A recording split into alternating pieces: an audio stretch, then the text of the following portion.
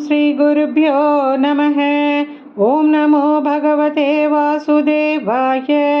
ॐ श्रीकृष्णाय परब्रह्मणे नमः। अथ त्रयोविंशतितमं दशकं दक्षचरित्रचित्रकेतुपाख्यानम्। प्राचेतसस्तु भगवन्नपरो हि दक्षः त्वन्सेवनं व्यधितसर्ग विवृद्धिकामः। आविर्बभूविथ तदा लसदष्टबाहुः तस्मै वरं ददिथताञ्च वधूमसिग्नीम्। तस्यात्मजास्त्वयुतमीश पुनः सहस्रं श्रीनारदस्य वचसा तव मार्गमापुः। नैकत्र वासमृषये समुमोच शापं भक्तोत्तमस्पृशिरनुग्रहमेव मेने। षष्ट्या ततो दुहितृभिस्सृजतः कुलौघान् दौहित्रसूनुरथ तस्य स विश्वरूपः। त्वत्स्तोत्रवर्मितमजापयदिन्द्रमाजौ देवत्वदीयमहिमा खलु सर्वजैत्रः।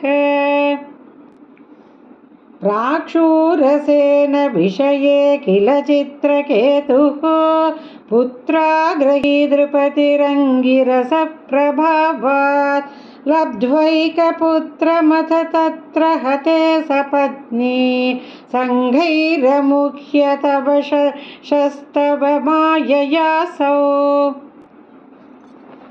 तन्नारदस्तु सममङ्गिरसादयालुः सम्प्राप्य तावदुपदर्शय सुतस्य जीवं।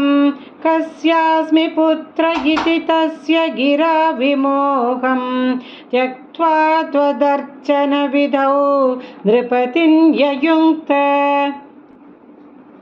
स्तोत्रं च मन्त्रमपि नारदतोऽथ लब्ध्वा तोषाय शेषवपुषो ननुतेर्तपस्यन् विद्याधराधिपतितां स हि सप्तरात्रे लब्ध्वाप्यकुण्ठमथिरन्वभजद्भवन्तम्।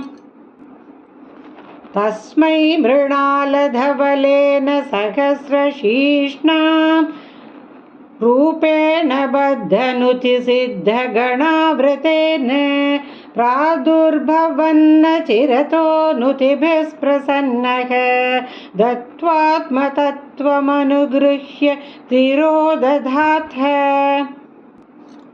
त्वद्भक्तमौलिरथसोऽपि च लक्षलक्षं वर्षाणि हर्षुलमना भुवनेषु कामम् सङ्गापयन् गुणगुणं तव सुन्दरीभिः सङ्गातिरेकरहितो ललितं चचार।